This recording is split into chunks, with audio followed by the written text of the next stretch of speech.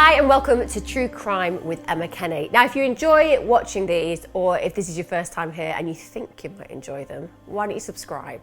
I like views, your comments are fantastic, but subscriptions really matter. Go on, just do it now. Today we're going to be talking about Jeffrey Dahmer. I'm not going to lie, it has taken me quite a lot of time to compile this précis of who he was and why he was. So please bear with me, this might be a little bit longer. It might not, maybe I'll fit it all in, but this is a pretty extensive case to cover. So Dahmer was born May 21st, 1960 in Milwaukee, Wisconsin. He was the first of two sons of Joyce Annette and Lionel Herbert Dahmer. Now, there are lots of different claims regarding the early years where Dahmer's family life is concerned, and some report that he was really quite badly neglected as an infant, very much attention-wise, he was starved. Now, when you look at that psychologically, understandably, that could lead potentially to some attachment issues. Now, if these were severe enough, this could actually lead to attachment disorder. So I'm going to give you a brief overview of what that means for a child who develops it. Some of you might even relate to it because lots of people have had, let's say, unsatisfactory relationships with their primary caregivers. And of course, an unsatisfactory relationship with your primary caregiver doesn't mean that you're going to turn out into some kind of serial killer. Let's make that completely clear. But nonetheless, it does create quite challenging scars for many to overcome where relationships are concerned in the future. So most children with attachment disorders have got severe problems or difficulties in their early relationships. They might have been physically or emotionally abused or neglected. Some will have received inadequate care in an institutional setting or an out-of-home placement. So this could be a residential program, a foster program, being in a home for children who have problems and being moved around between different caregivers. These are all things that can cause real issues for developing children.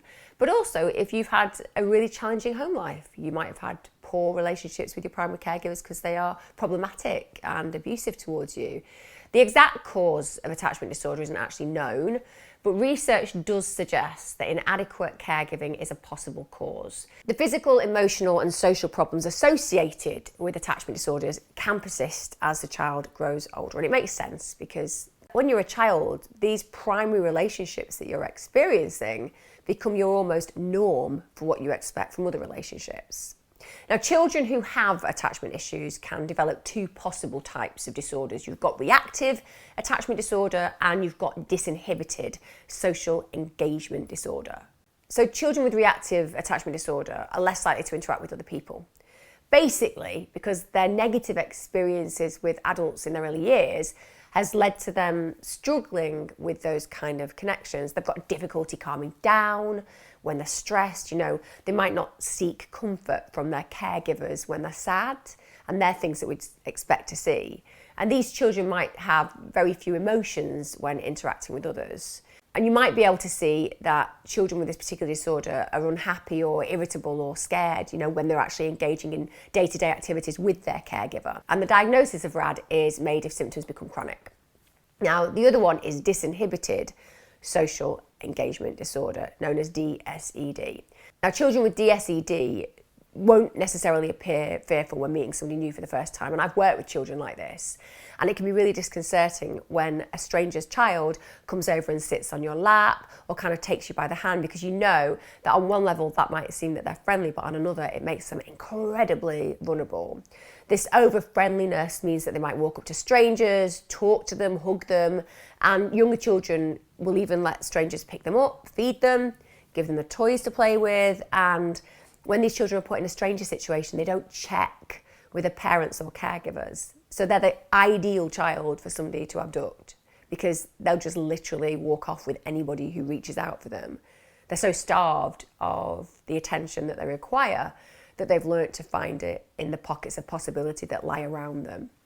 Now, unsurprisingly, as we look at Dahmer in later life, you cannot help, on a personal and professional level, I cannot help but be drawn to the conclusion that he did struggle with real-life intimate relationships, and early childhood relationships could have played a part in this.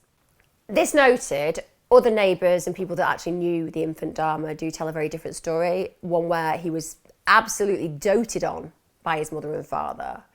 And I guess when all comes to all, the only people who really know about that is Dahmer himself and his family. One thing that is agreed on, however, is that his mother Joyce had really serious issues, some of which included hypochondria, health anxiety, generalised anxiety disorder, and suicidal ideation.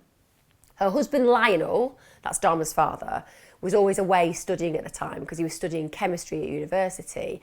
And that meant, with all of those problems that we've just talked about, Dahmer didn't necessarily have the amount of attention that was ideal for a developing child. And I do imagine he must have felt pretty lonely and isolated, unsure of his mother's mood and just concerned about the way the world would feel. Children are very, very able to kind of sense check the environment that they're in. And when it feels insecure, it will feel very pertinent to them that it's insecure. Children really do need, ideally, a secure base from which to thrive. And whilst we can't blame his mother for any of his future crimes, what we can think about is contributory factors that activated the predisposition that Dahmer was potentially born with and certainly developed through his life. Now, I do think that as a child he would have been very confused, and the situation would have been really unenviable to have an incredibly unwell mother who's also got mental health issues, and on top of that you've not got a father present and you're left to your own devices.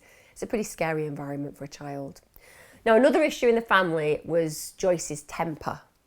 She was what people refer to as greedy for attention, and she swallowed up other family members' energy. So when father was home, everything needed to be directed to her, and understandably, that would have led to a lot of tension in the home, particularly between her and her husband, Dahmer's father.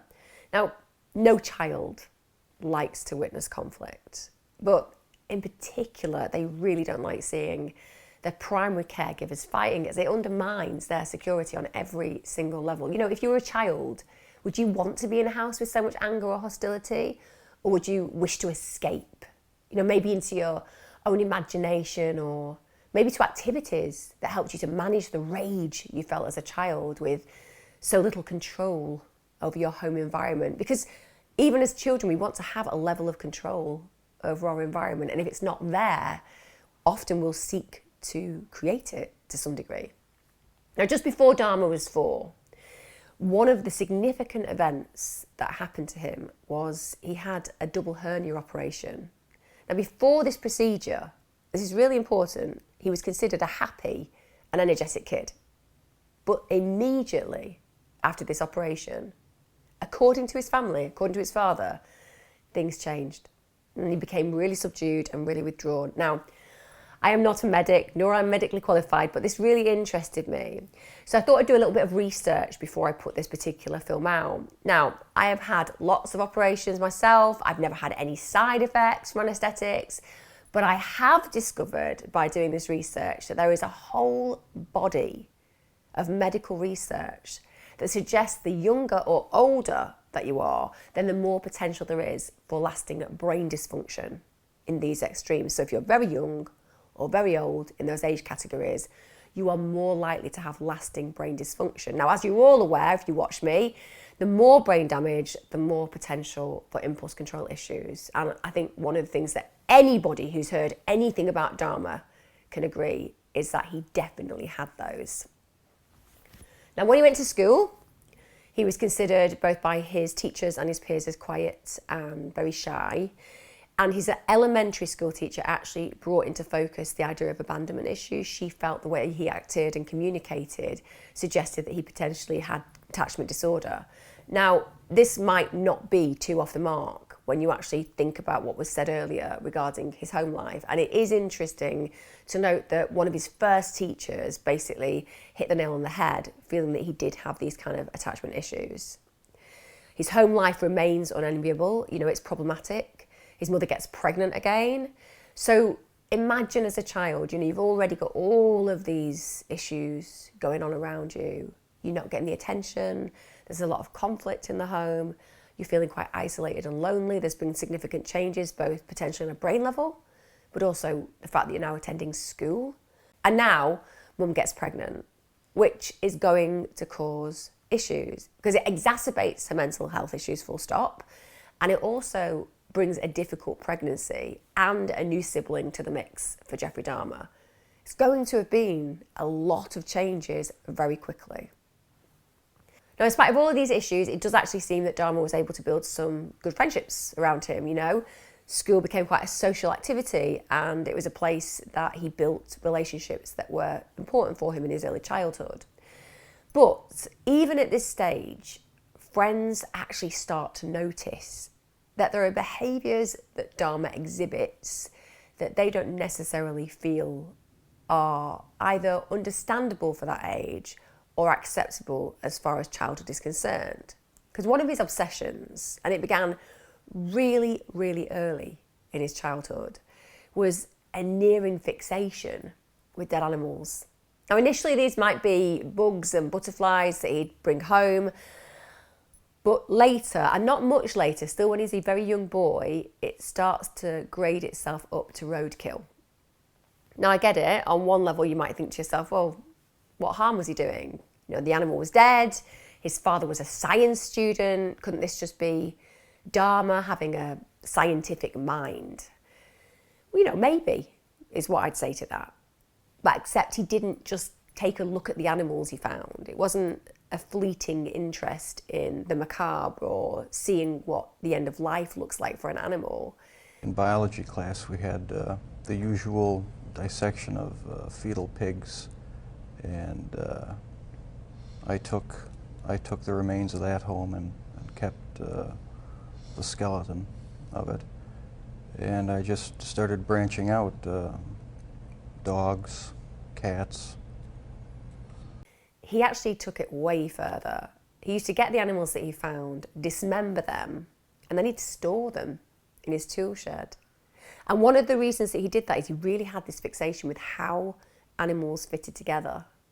So he liked knowing which bones went where. And he had a real connection with that experience. It was something he really enjoyed, which isn't something that we would expect a young child to enjoy. You know, most children at those ages are just out playing with their friends, kicking a ball around, hanging out, having fun, and not really thinking about the anatomy of how roadkill fits together. Now, when people look back at what was the triggering event for this kind of fascination, some say it was about 4 years of age. And basically his father removed a carcass of an animal from beneath their family home, and something about the noise of the bones clicking together really appealed to Dahmer, and it was something that stuck with him. One of the other weird behaviours that would be noted by people who knew him was that when he got access to a live animal, he would feel the body.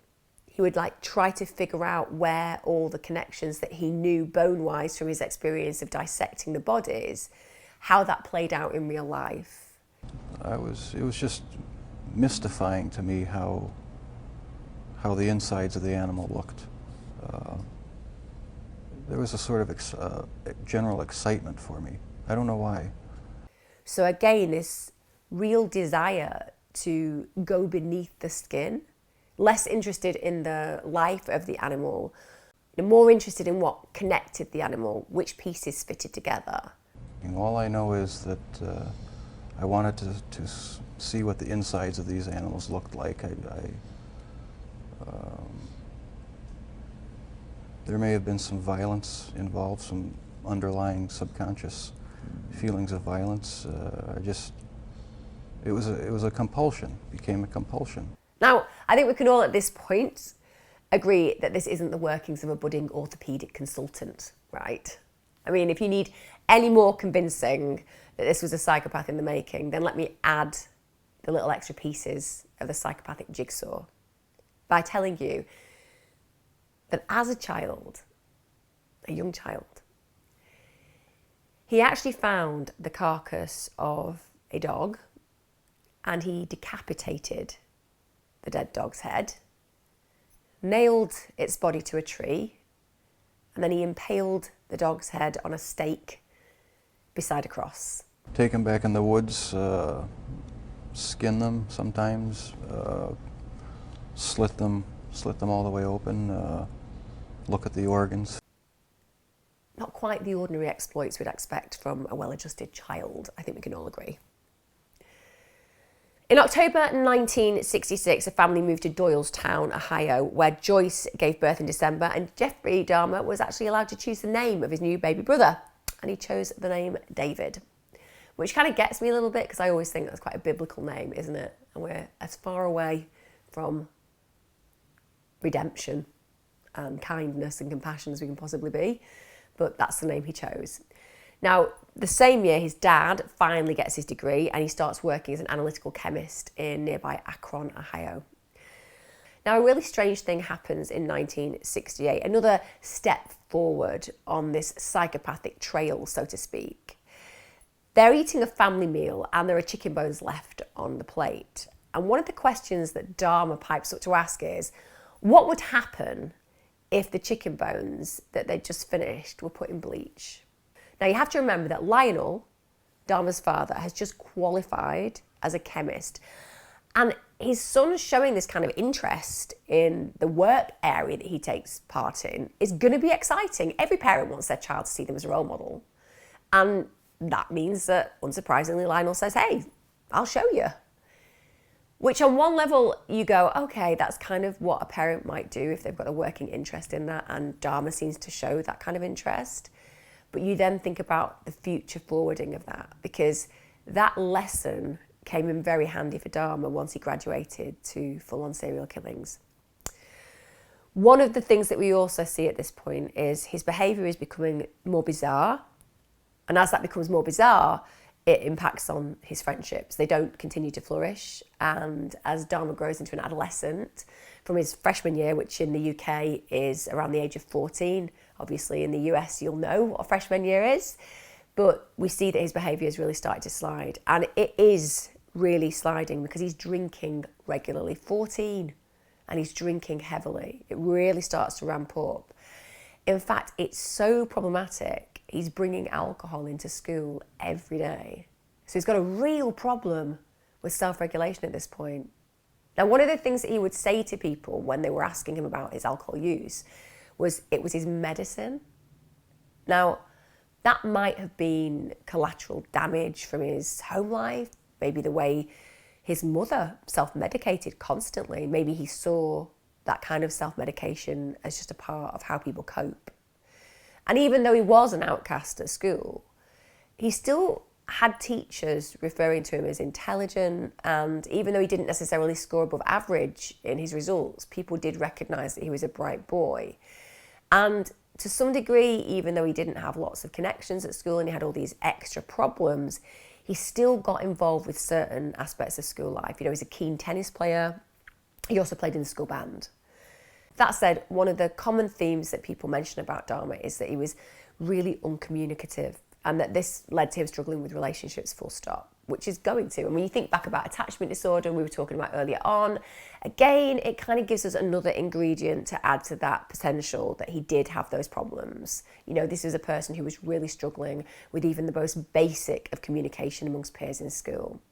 I suppose when you think about alcohol, if you just imagine when you drink it, or if you've had experience of drinking it, or people that you know who drink it, then the alcohol can actually, for a temporary period, make loneliness feel a little bit more bearable. So lots of young people find that drinking makes them feel a little bit less lonely, a little bit more confident, and whilst it's a really dangerous coping mechanism, you know, Dahmer obviously struggled to cope with the world around him, that's clear. So we've got home life and we've got school life that are both really challenging for Dahmer, full stop. Now, as a pubescent young teen, Dahmer knew he was gay. He didn't fight it. He did get involved with another teenage boy, and this relationship kind of confirmed that he was attracted to other boys. But instead of this helping him to realise that it was okay to pursue these healthy male-to-male relationships, it turns out it switched up a whole different level of sexual fantasy. And that fantasy was all about domination, control, masochism. In fact, these fantasies, to some degree, didn't remain in the fantasy place, because in his early teens, Dahmer planned on attacking a male jogger. I was drinking a lot during that time, and just, I I don't know, looking for something to, some way to find some fulfillment, some pleasure. And I acted on my fantasies, and that's where everything went wrong. So there would be a jogger who would run past his house regularly, and he started to fixate on this man, he started to feel attracted to this man, and he started to imagine what he'd do to this particular jogger if he got the chance to render him unconscious. So this young Dahmer lies in wait behind some bushes with a baseball bat, and he intends to knock him out and sexually assault him. Imagine the kind of obsession, fixation, calculation, and then moving forward and actually involving himself in that potential attack. It's shocking that somebody so young would be thinking this way. Now, fortunately, the jogger didn't show that day, and you just have to stop and think. Sliding doors moments, because it could have been a whole different future for that human being if there would have been a future at all. Because as we know from Dahmer's MO, he's not somebody who lets his victims go very often. So this introduces us to a really dangerous Dahmer. He's really young, he's 17 at that point. He's planning a relatively sophisticated sexual assault after playing out these fantasies in his mind. And you see, for me, that's a touch paper moment. I mean, be honest with yourself. You've all had those fleeting fantasies where you might imagine being violent to someone who might have harmed you, or maybe you've played out a dark sexual fantasy in your head, but the difference is these are in fantasy mode. And when you've got good impulse control, that is exactly where those fantasies stay. Unless, of course, you happen to be a serial killing psychopath with pretty low impulse control. Because with the right amount of activating factors, you end up with Dahmer. Now, another strange behaviour began to develop in Dahmer. He started to do really unusual pranks at school. These actually became known as doing a Dahmer. So he'd basically get into a situation, go to the store or be in school, and he'd collapse into some kind of fake fit. And it was all to do with the fact that he liked the attention. You know, it gave him a role. He was the clown, the joker. You know, at least he was somebody. At least he stood out to somebody. In some ways, you can't help but think maybe he learned quite a lot from his mother's constant hypochondria. But for him, that sense of fitting in is obviously something that he wants, but also something he recognises isn't easy to achieve. And taking on that role, that extremity to just kind of be noticed, demonstrates a real lacking in his social experience. I'm not saying I feel sorry for him. It definitely doesn't excuse anything that happens in the future. But being a teenager can be highly isolating and very lonely. And if you don't have the right kind of foundations of support around you, it can mean that any attention is better than no attention. In 1977, his father discovered that his mother had been having an affair, and that was the end of their relationship. Now, this was just coming up to Dahmer's 18th birthday, and personally, I think this may well have been the nail in the coffin, where his sense of familial security had been. It'd always been chaotic, there'd always been problems, but this kind of completely closed that idea about what a family should stand for, potentially, in Dahmer's mind. Now, when you think of the fantasies that Dahmer has, at this point we know he likes the idea of being powerful, but he also doesn't have the social skills to engage particularly in relationships. So the idea of being in a relationship where you have to talk to someone or think about somebody in an empathic way probably isn't at the forefront of his mind. Instead, he has these real ideas about dominating and owning and keeping people over himself. Now, in a strange way, when I think about that, it could have stemmed from the way that he was made to feel about his inability to remain connected to his family. You know, the idea that nothing's permanent, everything's getting taken away from him. And so that leads on with all of these dark, macabre thoughts sexually about having the ability to keep another human, you know, to possess them. 3 weeks after Dahmer graduates college at 18, he committed his first murder 3 weeks after his 18th birthday. Now, he kind of had the perfect opportunity because at this point, he's home alone. His parents have relocated to stay with their extended family members during the tail end of the divorce, and this has basically meant that he's had the run of the house, and he takes it to his full advantage. He picks up a hitchhiker named Stephen Hicks, who is pretty much Dahmer's age, just a little bit older.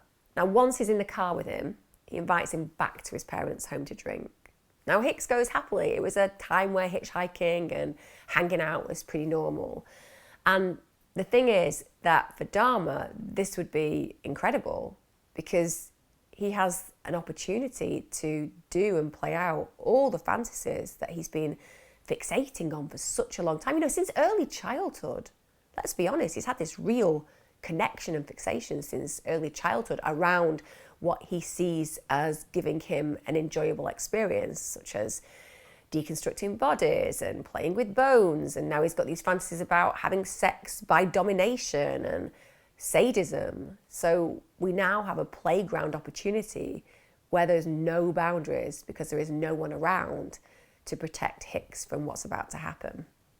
Now, early on in the conversations with Dahmer, Stephen Hicks clearly talks about girls. So he gives Dahmer very clear messages that he's heterosexual. Now, sadly for Hicks, at a point within about 10 hours, he starts telling him that he needs to leave. He needs to carry on his journey. And Dahmer, we know, has a trigger at this point because he doesn't want to lose people. He wants people to stay. It's a big thing for him. You know, he doesn't want Hicks to leave. He's enjoying having him there. And he actually gets a 10-pound dumbbell and hits him across the head, and he actually strangles him. He then inappropriately touches the dead body, and after he's finished, he uses every single one of those early experiences of dissection to good purpose, and he dislocates the bones and the body, and he puts them in his basement, and then he buries his remains in the backyard. But as is the case in many serial killer murders, this isn't the end of this particular gory experience with Stephen Hicks, because several weeks later, Dahmer goes to the shallow grave, digs up the remains, and then removes the flesh from the bones before dissolving the flesh in acid. I know, balanced, right? He also grounds the bones down and scatters them in woodland, making the body literally disappear. Now, on one hand, you may wish to believe that this was simply a thorough murder. You know, Dahmer very much in charge of his actions. But if you think a little bit more about this, what you can actually see is an absolute fixation. You know, this isn't Dahmer being afraid of the consequences of his actions. This is Dahmer enjoying every single moment of his work. He is playing out his fantasy over weeks and weeks. In January 1979, Dahmer's father convinces him to join the army. You know, which on one hand makes sense. After all, where would a psychopath rather be than having the odd excuse to murder someone in the name of patriotism? And whilst Dahmer did do okay, he was considered to be at least average to above average. He was still unable to carry on that role because he was honourable discharge due to his alcohol use. He obviously was a functional alcoholic, and it was really problematic. We know from reports that were given later on that Dahmer allegedly raped at least 2 soldiers, 1 constantly during his time in the army. Now, like many things back in the day, these were not reported, but it just shows you how his offending behaviour was escalating, not reducing. I mean, they are deeply problematic behaviours, deeply criminal behaviours, and unfortunately, because back in those times, men would have felt potentially humiliated by admitting that they'd been raped, Dahmer gets away with it.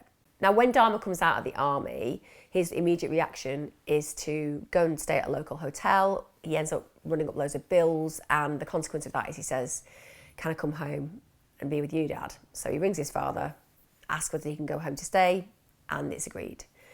Within 2 weeks of returning to his father's, he's arrested for drunk and disorderly conduct. And this is a problem for his father in his new life with his new relationship. So he actually asks his son to move out. And he does. He moves out and moves in with his grandmother, who's lovely and is remembered in Dahmer's life as a really positive influence. Now, the hope within the family is that this move is going to help Dahmer to reduce his alcohol consumption. You know, one of the reasons for this hope is down to the fact that his grandmother, who's just lavished him with warmth and affection, is somebody that he's going to want to act accordingly in front of. Now, it works initially. It does. Dahmer attends church, abides by her house rules. I mean, he does still drink, he does smoke, but he does get his act together to some degree. And in 1982, he manages to get a job as a phlebotomist. Yeah, that's right, a phlebotomist. It means somebody who takes blood. You can't imagine a serial killer just checking your iron levels, can you? But that happened. He only lasted about 10 months, which I'm kind of glad about. And after this period, he's unemployed for about 2 years. And to be fair, he just uses his really good-hearted nan. You know, he bums out and she looks after him. Now, whilst you could label him a dosser, the reality is that he probably also just really enjoyed the love and support that she gifted to him. You know, it would have felt really different to his early experiences that occurred in the early years. Now, there is one thing I haven't mentioned at this point, and that's around this time, Dahmer's caught exposing himself to a group of women and children at a fair. Think about that for a minute. We're seeing all these escalations in behaviours, and one of those is to start exposing himself to relatively vulnerable people.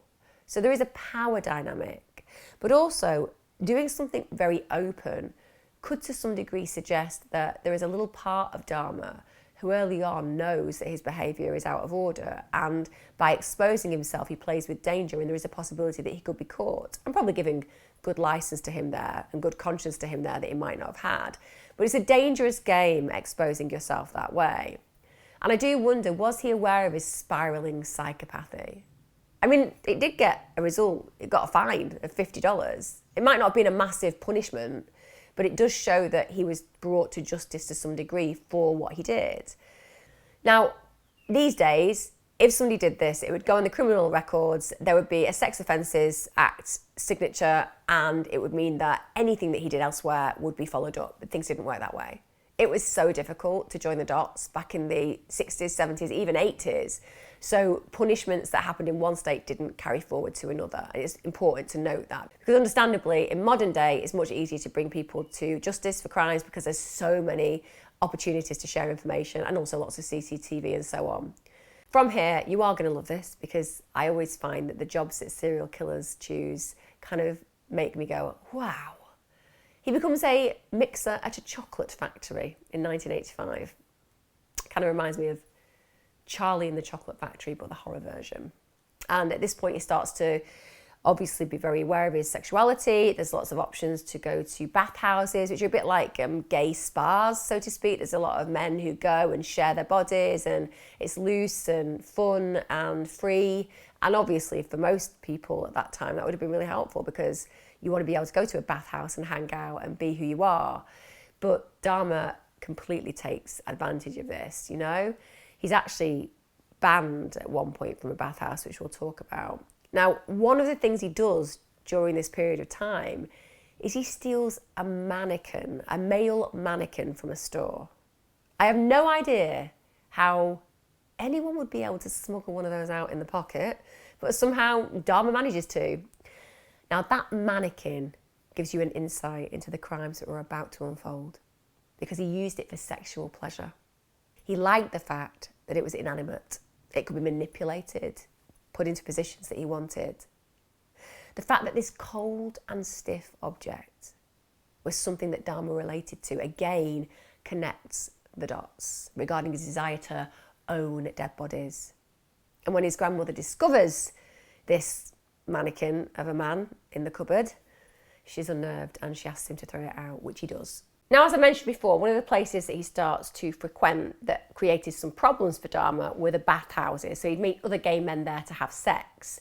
But it's during having sex with these partners that he meets there that he starts to become really dissatisfied by the intimacy because they start moving around during the experience, which obviously consenting partners having sex, you're going to be moving around because it's about you as well as the person who's having sex with you. But Dahmer doesn't like this, so to counter it, he starts to take alcohol and sleeping pills with him so that basically anybody he's having sex with is rendered unconscious first. Now it's reported, this is staggering, that he does this on at least 12 occasions to 12 men, which probably means there were countless more, but it just shows the escalation in his offending behaviour. And understandably, the membership that he has at the bathhouse is revoked.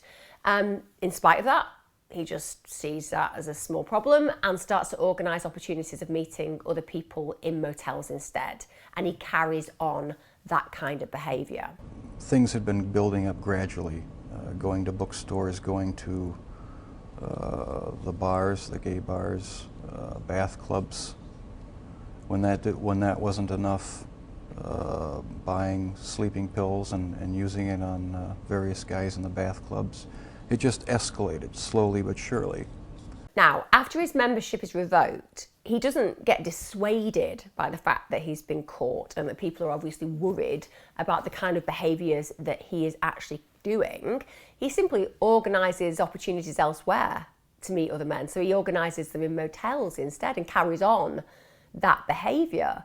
So again, imagine this man being responsible for drugging and essentially raping the men that he'd been with 12 times, that was referred to.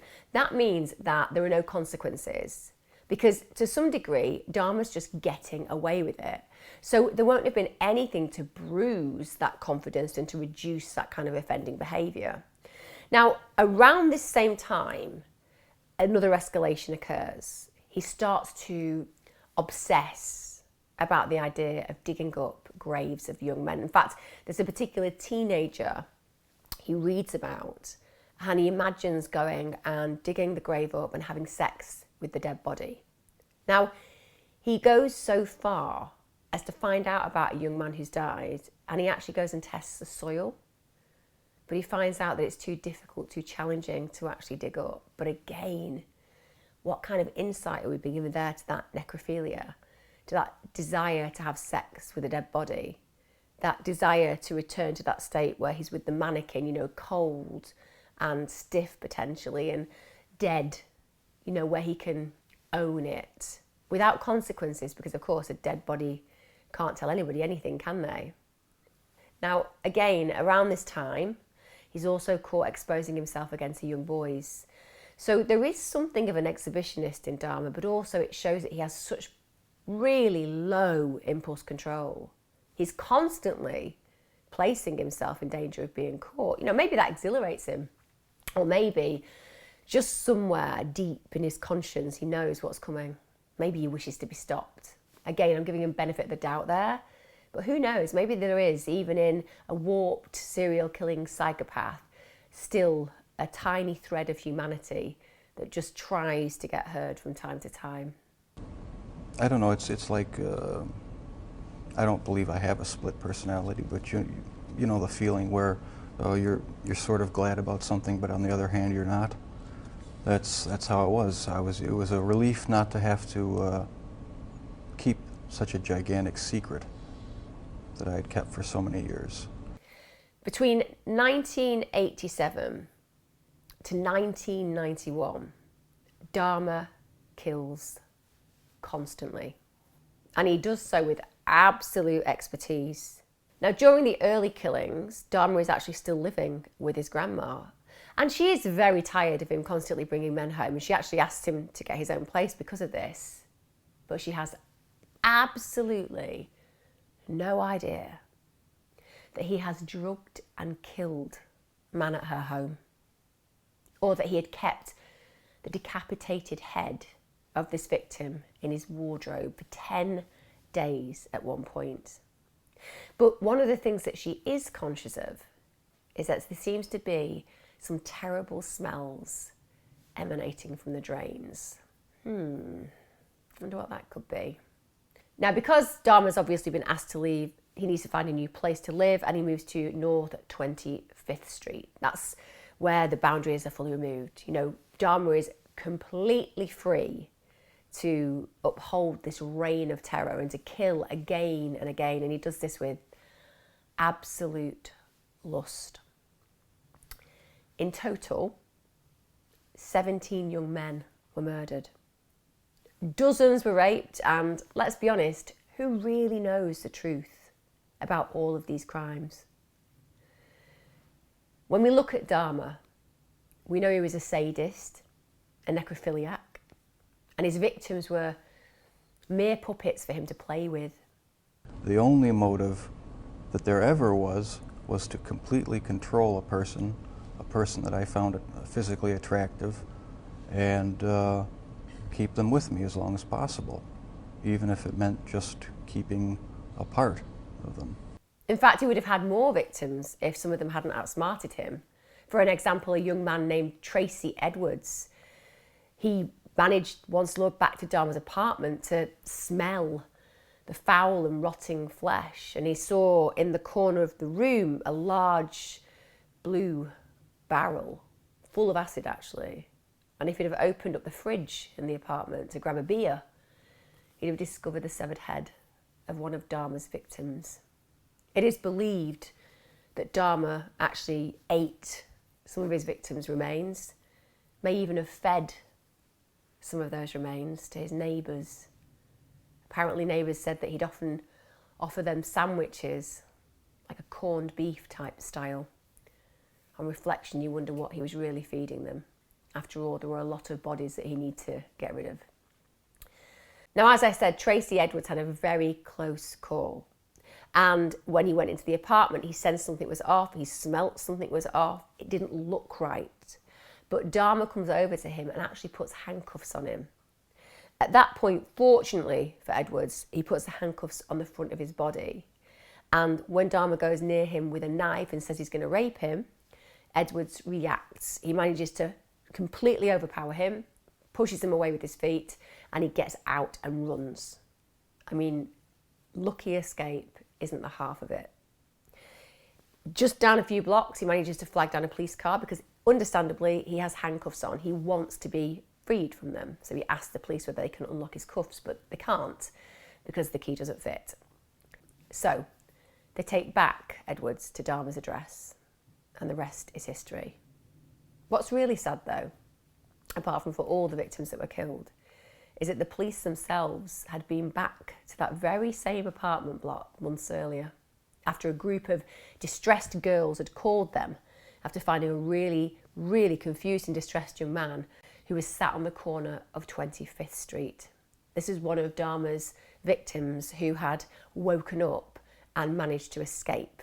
He was bleeding and he was confused, and the reason for that was Dahmer had actually drugged him, drilled a hole into his skull, and injected hydrochloric acid into his brain, which was why he was so confused. It's believed that Dahmer had done this because what he ideally wanted to be able to do was to create a zombie kind of human, somebody he could fully control but didn't need to communicate. But this particular individual had managed to live through the event, and when Dahmer returned to the block, on seeing him on the corner, he goes over to the girls brazenly and says that this particular victim was in fact his boyfriend. Now, they don't believe him. You know, they've seen blood on this particular victim. He's very confused, he's very distressed. And even though Dahmer is simply saying that he's inebriated, they don't buy it. They actually tell him he's got to wait until the police arrives, and he did. He literally waits with them. And then the police help Dahmer escort this victim back to his murder. They believed Dahmer over those girls. In fact, they told the girls to butt out of domestic affairs. They literally bought into the story that this was Dahmer's boyfriend who was confused and drunk, and they escorted him back to the very place that he would never return from. It makes you think. There comes a point where a person has to be accountable for what he's done. Can't go around making excuses, blaming other people or other things. So I alone am the one who's responsible for what's happened.